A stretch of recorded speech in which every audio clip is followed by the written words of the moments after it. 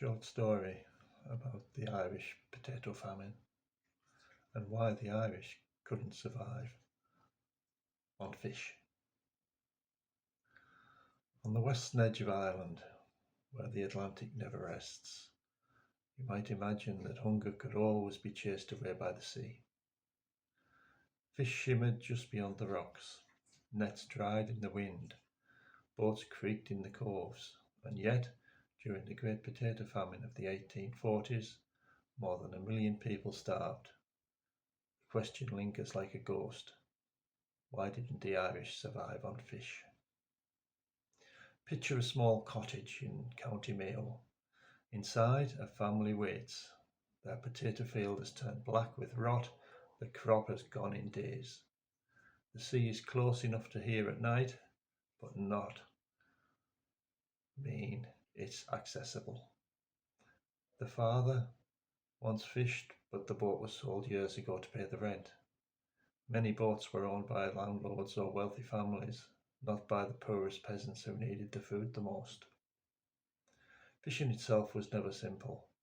The Atlantic was dangerous, especially for people weakened by hunger. Storms could rise without warning, and without proper boats, nets, or training, the sea was often a death sentence. Even when fish were caught, there was another problem: preservation. Most families had no salt to cure fish, no barrels to store it, and no way to keep it from spoiling. A potato could last all winter, fish could not. Then there were laws. Much of Ireland's coastline and inland fisheries were controlled by landlords. In some areas, fishing rights were restricted, and taking fish without permission could mean punishment. To make matters worse, while people starved, vast amounts of Irish food, including fish, grain and livestock, were still exported to Britain under armed guard. Culture also played a role. The Irish diet had grown almost entirely dependent on potato. Generations had survived on it alone, and fishing knowledge faded in many rural communities.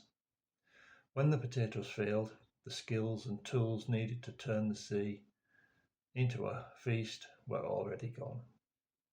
So the sea watched, endless and full, as people died within sight of it, not because there was no food, but because poverty, power and neglect stood between the starving and survival. The tragedy of the famine is not that Ireland lacked fish, but its people were never truly free to reach them. Thanks for listening, and we'll see you on the next one.